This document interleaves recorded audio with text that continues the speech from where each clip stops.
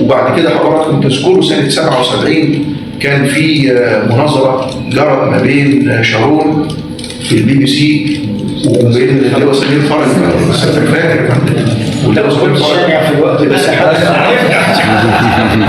مش موجود زي ما لكن الحدث موثق عند سيادتك، يعني تابعت حضرتك تفاصيله، لان انا اول ما بدات اعرف الحدث ده وقابلت اللي هو سمير فرج وقعدت اقرا كتير عن الحدث ده. المعهد دراسات الاستراتيجيه في لندن حب يعمل استعراض لكلا البلدين ايه بقى ما وراء، زي ما احنا بنتكلم كده، ما وراء حوادث حرب اكتوبر في منظور الاسرائيليين وفي منظور المصريين.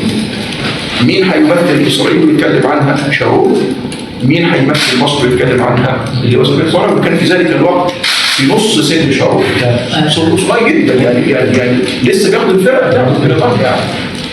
القوات المسلحه صدقت انه ايوه هيمثلنا اللي هو سمير فرج وهنمده بكل المعلومات وكذا، وانعقدت هذه الحلقه لتكون يعني، وطبعا خضعت لتحكيم عدد من الخبراء الاستراتيجيه، كل واحد يشرح كيف ان كل بلد ادارت العمليات وحركتها في تصويت بنقاط معينه.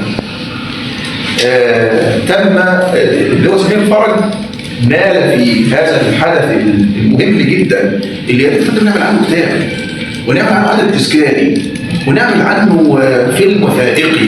الحدث ده انا في نظري احنا كمصريين حاربنا وانتصرنا في حرب اكتوبر، ده شق، واللي عمله سمير فرج شق تاني من النصر العلمي في العلوم العسكريه اللي بيشرح احنا عملنا ايه هنا.